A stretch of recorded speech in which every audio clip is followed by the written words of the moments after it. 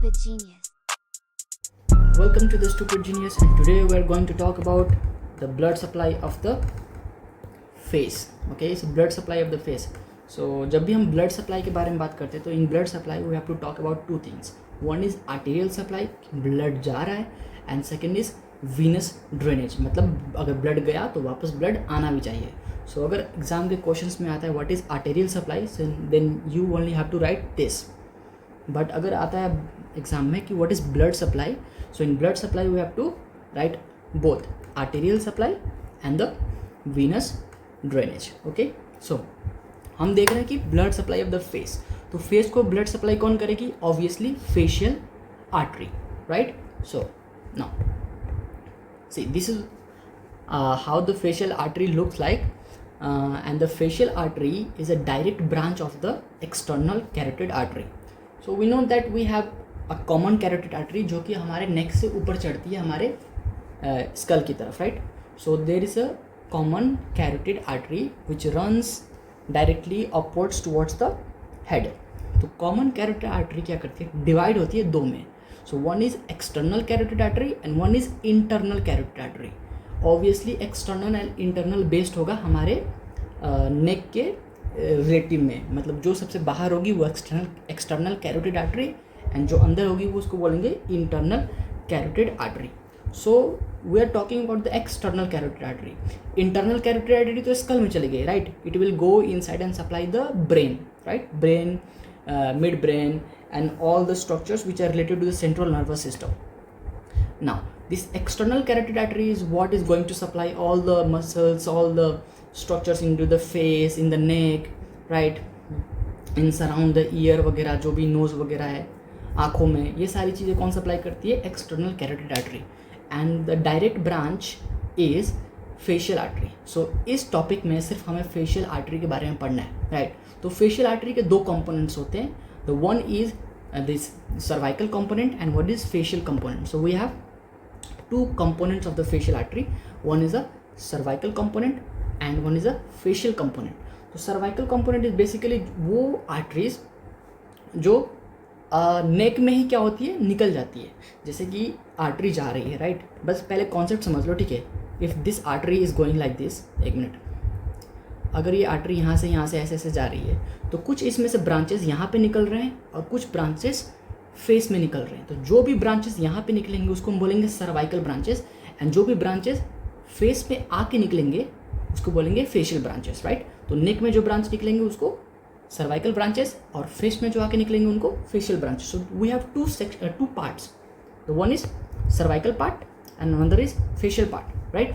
तो cervical part में 4 branches निकलती है. उनका निमोनिक क्या होता है?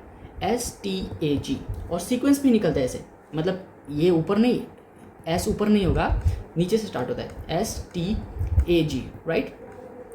तो मैंने उल्टा लिख दिया ना, तो मैम इसको सीधा कर देते हैं. STA रेड कलर से करते हैं, STAG, right? So STAG Stag is the mnemonic. तो सबसे पहली आर्टरी कौन सी होगी? सी, सब मेंटल आर्टरी. अच्छा, सब मेंटल का मतलब क्या? This one is a mental region. तो यहाँ पे जो आर्टरी सप्लाई करेगी उसको क्या बोलेंगे? यहाँ पे, तो यहाँ पे सप्लाई करेगी उसको क्या बोलेंगे? Submental artery. This is mental reason.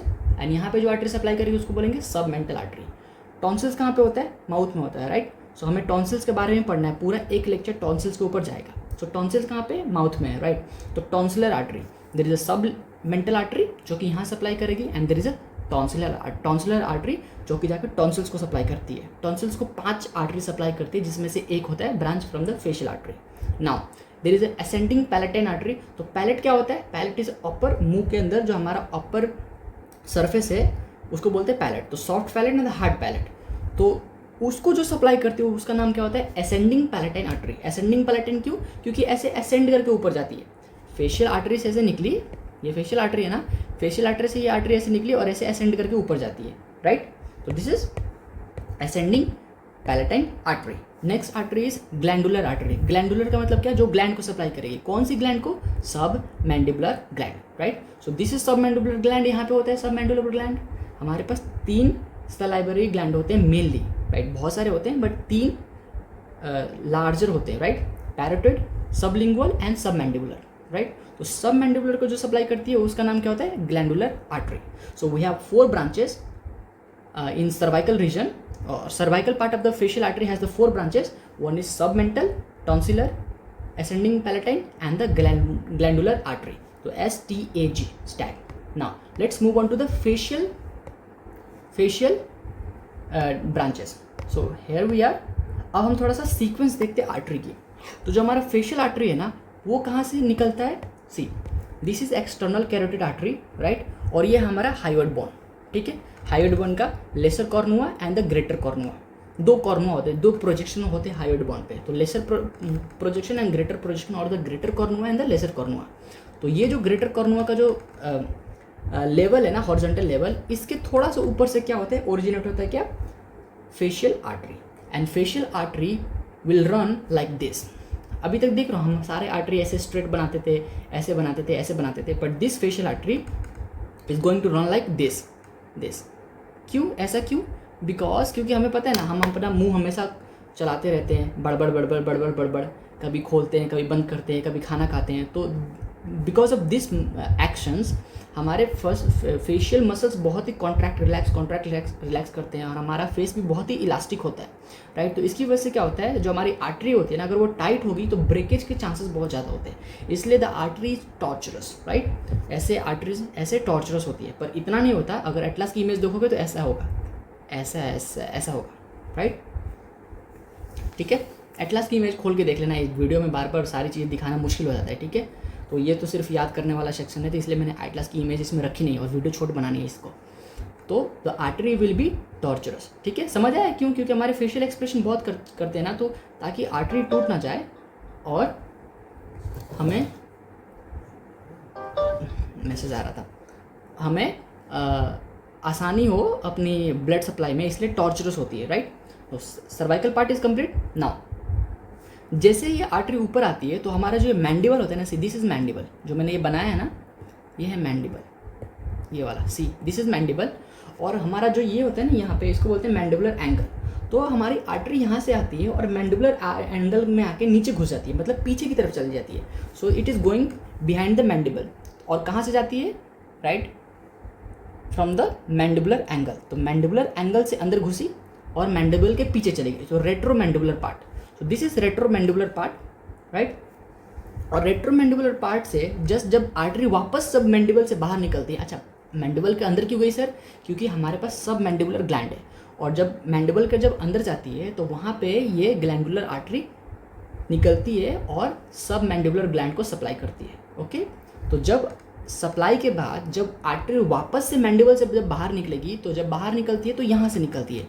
और ये पॉइंट कौन सा है, ये वाई में पूछते हैं कि कौन से पॉइंट से बाहर निकलती है। तो this is the anterior and inferior border of the masseter muscle.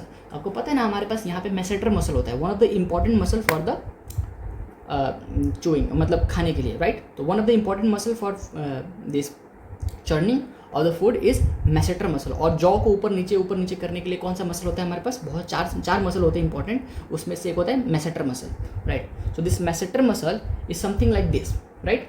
तो अगर मैं इस एंगल की बात करूं तो ये कौन सा होगा, सबसे नीचे वाला तो इन्फीरियर और सबसे आगे वाला तो एंटीरियर। तो inferior and anterior most angle of the masseter muscle. क्या बोल रहा हूँ मैं, ये वाला यहाँ पे जो पोर्शन मैं दिखा रहा हूँ, यहाँ पे ये वाला पोर्शन, ये सबसे आगे है तो एंटीरियर मोस्ट पोर्शन, सबसे नीचे है तो inferior most portion. So anterior and inferior most portion of the masseter muscle is the location from where this facial artery will emerge out from the mandible, right.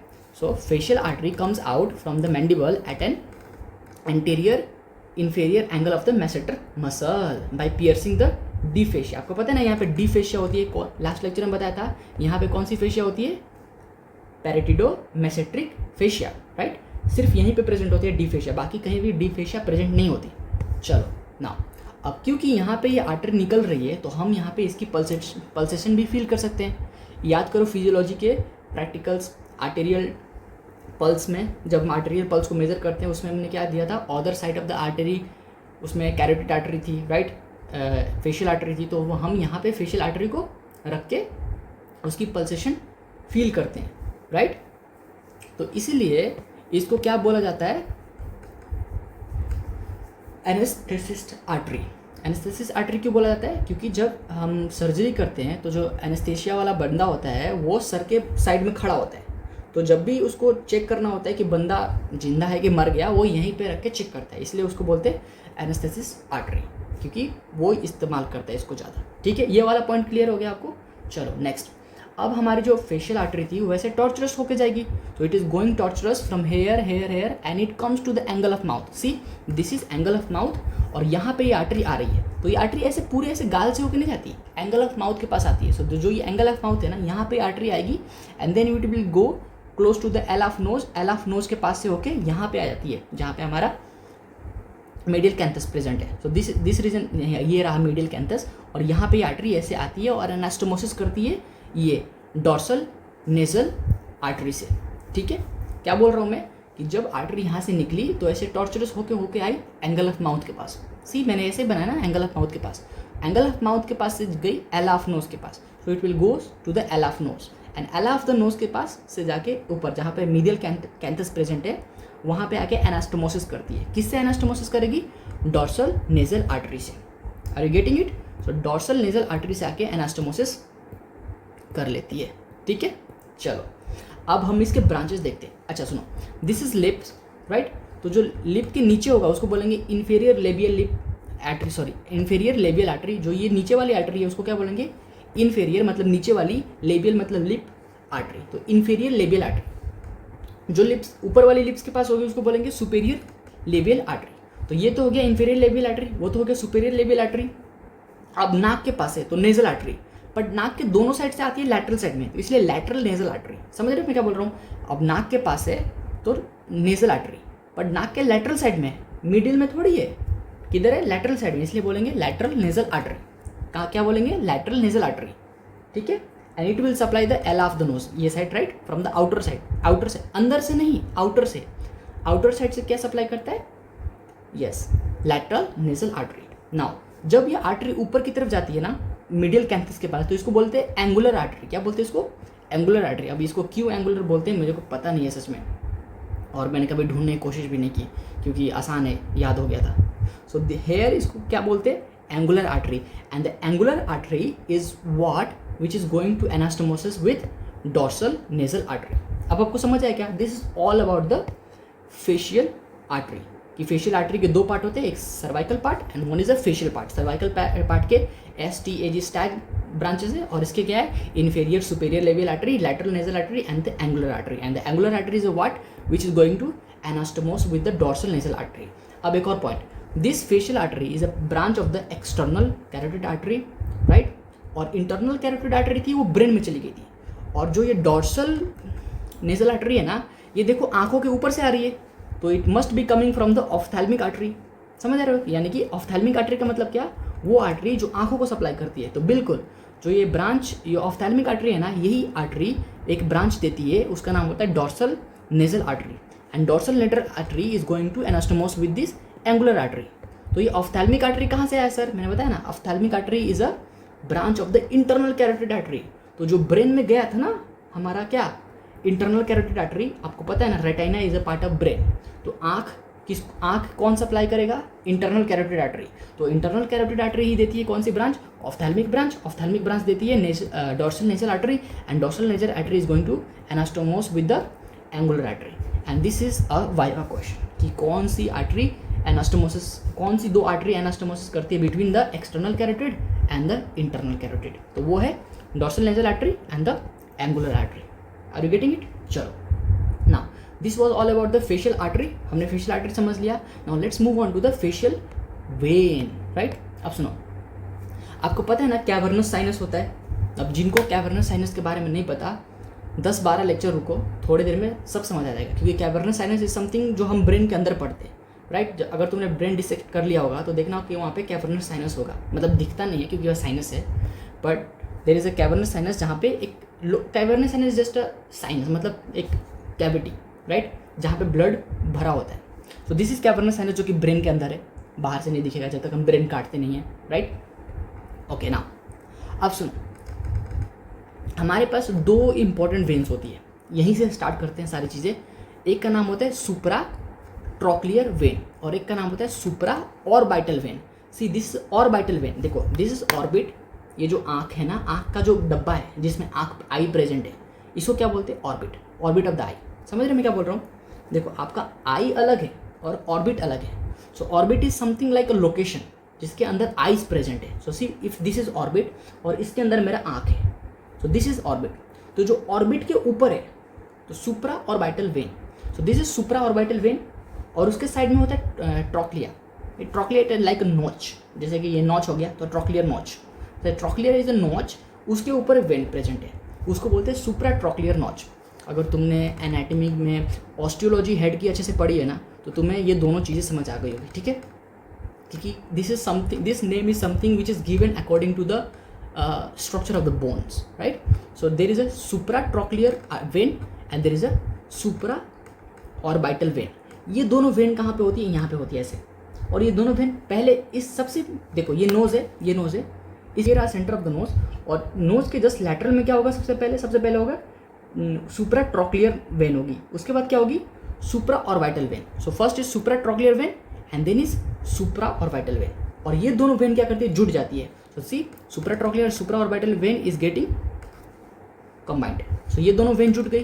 अब सुनो, ये हमारी आँख हो गई। आँख को क्या बोलते हैं? ऑफ्थेल्मोलॉजी बोलते हैं ना, आँखों की स्टडी को बोलते हैं ऑफ्थेल्मोलॉजी।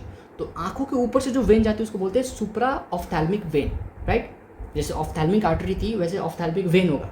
तो आँखों के जो ऊपर से जाती है उसको बोलते हैं सुप्रा ऑफ्थेल्मिक वेन। अच्छा, इस वाले चैप्टर में सिर्फ सुप्रा ऑफ्थेल्मिक वेन लिखा था, पर जैसे हम आगे बढ़ते हैं ना, जब हम वीनस ड्रेनेज पढ़ते हैं तो there is also a infra ophthalmic vein. Supra ophthalmic vein भी होता है, इंफ्रा ऑफ्थेल्मिक वेन होता है। नहीं, ये वाला नहीं है, ये डीप फेशियल वेन है। एक दूसरा होता है इंफ्रा ऑफ्थेल्मिक वेन। तो अभी इंफ्रा ऑफ्थेल्मिक वेन छोड़ दो, अभी क्या याद रखो? Supra ophthalmic vein. So supra ophthalmic vein also come above from the eyes and it joins and forms the angular vein. याद करो यहाँ पे क्या था? यहाँ पे एंगुलर आर्टरी थी। So if this is angular artery, इसके साइड में क्या होगा प्रेजेंट? Angular vein. तो एंगुलर वेन कैसे बना पड़ा है? Supratrochlear, supraorbital and supraophthalmic vein. So all this three is going to combined and forms the angular when.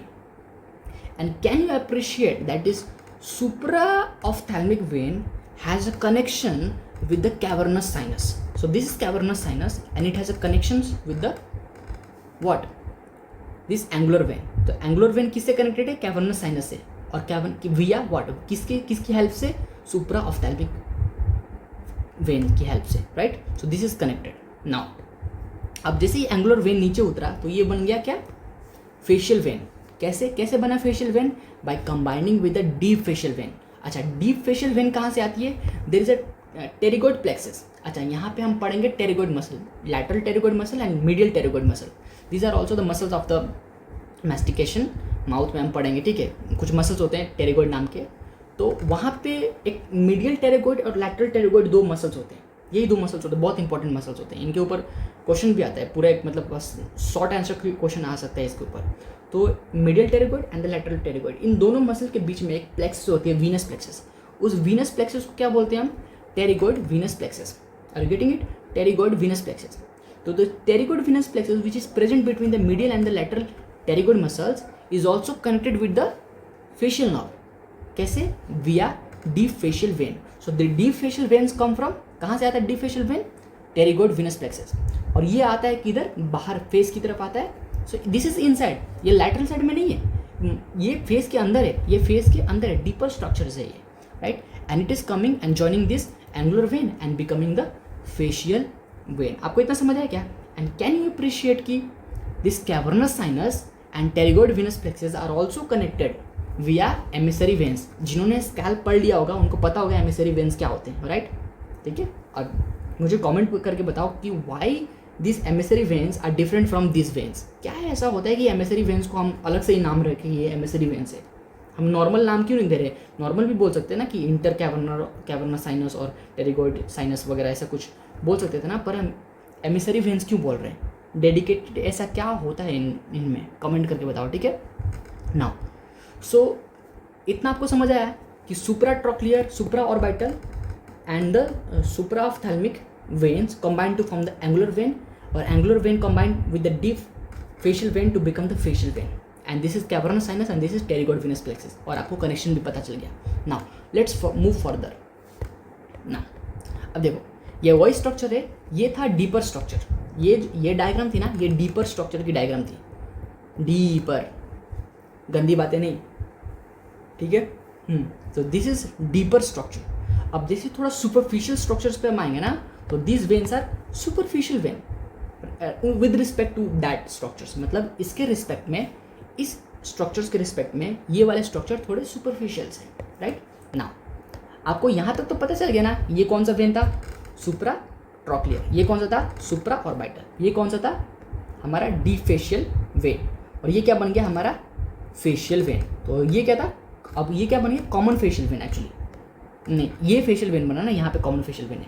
देखो देखो ये क्या बना, हमारा फेशियल वेन बना है. Facial vein, deep facial when के बाद जुड़ के फेशियल वेन.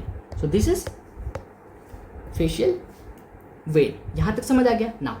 अब दिस फेशियल वेन कंटिन्यूस, ठीक है, और ज्वाइन होता है कुछ, तो बताता हूँ क्या होता है. अब सुनो, अगर आपने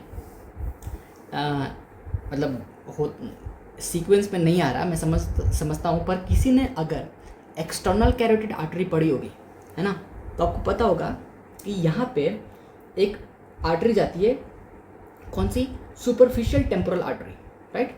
सुपरफिशियल टेम्पोरल आर्टरी, राइट. और एक इधर को जाती है आर्टरी, उसको बोलते हैं मैक्सिलरी आर्टरी, ठीक है. वैसे ही सिमिलरली यहाँ पे क्या होता है, एक वेन होता है जो कि हमारे ये टेम्पल रीजन है, दिस इज टेम्पल रीजन. तो टेम्पल रीजन से एक आर्टरी, एक वेन बोल रहा हूँ, एक वेन नीचे उतरती है. So one vein is going to descends downward from the temple region, तो उसको बोलते हैं superficial temporal vein. So this is superficial temporal vein. क्या नाम है इसका, superficial temporal vein. So one vein is coming from here, superficial temporal vein. और एक वेन ऐसे ट्रांसवर्सली मूव करके आती है, ऐसे आपका जो नाक है ना, नाक की साइड से यहाँ पे एक वेन ऐसे ट्रांसवर्सली मूव करके आती है, उसका नाम होता है मैक्सिलरी वेन.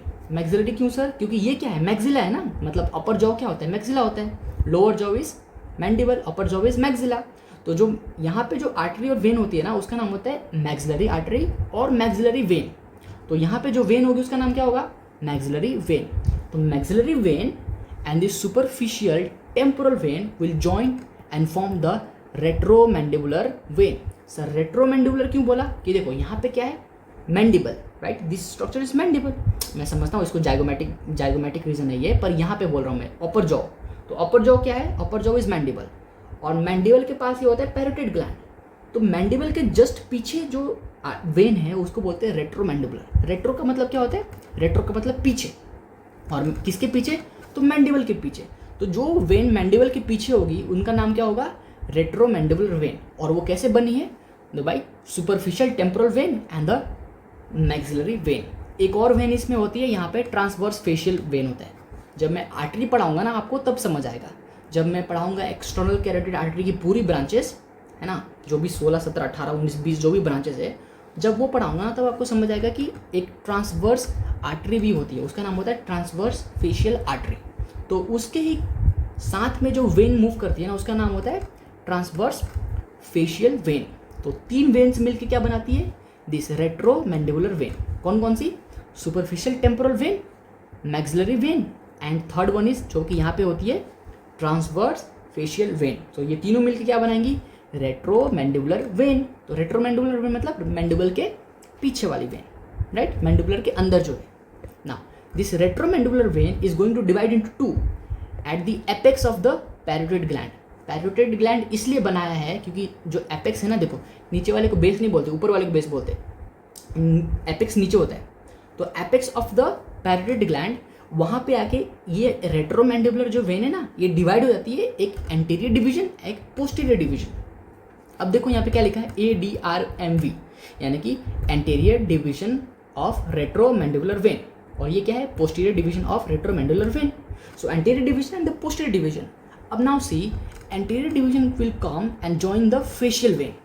एंटीरियर डिवीजन आगे आ रही है, तो आगे आएगी और फेशियल वेन से जुड़ जाएगी. सो दिस इज फेशियल वेन, ये वाली, और ये एंटीरियर डिवीजन, ये दोनों मिलके क्या बनाएंगी, common facial vein. Now this will form the common facial vein, and you know for the fact this common facial vein is going to drain into internal jugular vein. आपको समझ आया क्या? Internal jugular when.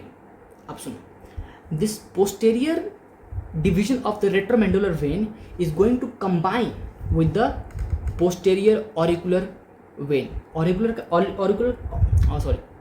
Auricle का मतलब क्या होता है? Year. तो इसके पीछे जो वेन होगी उसका नाम क्या होगा? Posterior auricular when. तो यहाँ से पोस्टेरियर ऑरिकुलर वेन आती है और पोस्टेरियर डिवीजन यहाँ से ऐसे जाता है, and this both will combine and forms, this both will combine and form external jugular vein. Just difference देखो, यहाँ पे कॉमन फेशियल वेन बन रहा था और common facial vein is going to drain into internal jugular vein, but here in this posterior scenario it is not going to drain into jugular vein. Actually it is forming the jugular vein. So jugular vein is formed by this posterior auricular vein and posterior division of the retromandibular vein. This both will join to form the external jugular vein, but this is going to drain into internal jugular vein, and that's how we know for the fact that these jugular veins are going to drain, both jugular veins drains into the subclavian vein. समझ आएगा आपको? बहुत आसान है ये सब, right? ये क्या बनाया सर आपने? क्या बोलते हैं इसको? स्टर्नोक्लीडोमास्टोइड। देखो, स्टर्नो का मतलब स्टर्नम, क्लीडो का मतलब क्लेविकल, एंड मैस्टोइड का मतलब क्या? Mastoid process. तो यहाँ पे हमारा मैस्टोइड प्रोसेस होता है यहाँ पे, ठीक है? तो एक मसल क्या होती है? स्टर्नम से ओरिजिनेट होती है और क्लेविकल से ओरिजिनेट होती है, दो हेड्स होते हैं उसको, और वो ऐसे जाती है। देखो ये वाली मसल जो आपको दिख रही है ना प्रोमिनेंट, ये वाली मसल, ये कौन सी है? स्टर्नोक्लीडोमास्टोइड। अब भी हाथ लगाओगे ना अपने गर्दन पे तो दिखेगा ऐसे, नेक टाइट करो, देखो एक ये एक ये। तो दिस इज स्टर्नोक्लीडोमास्टोइड मसल, और ये कहाँ जाती है? यहाँ पे जाती है। तो दिस इज स्टर्नोक्लीडोमास्टोइड। और क्यों बनाया सर? क्योंकि स्टर्नोक्लीडोमास्टोइड के ऊपर ही क्या प्रेजेंट होता है? एक्सटर्नल जुगुलर वेन प्रेजेंट होता है। समझ आया क्या? So this was all about face blood supply of the face. अब सुनो, एक क्लिनिकल इसमें इंपॉर्टेंट है, वो देख लो।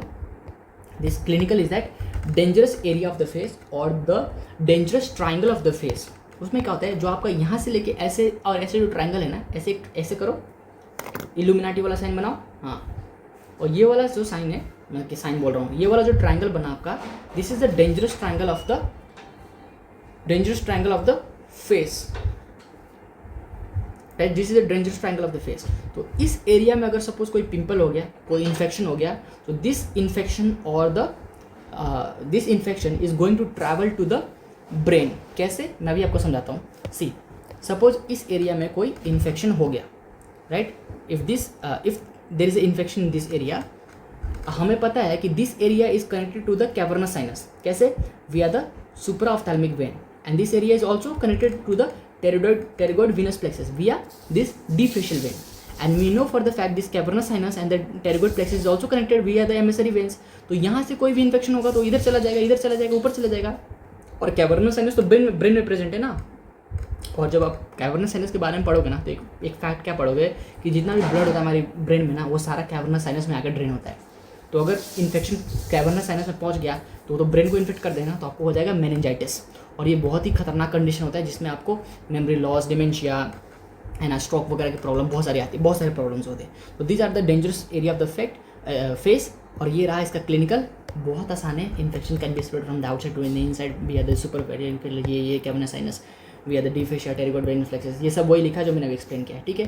तो this was all about this हमारा क्या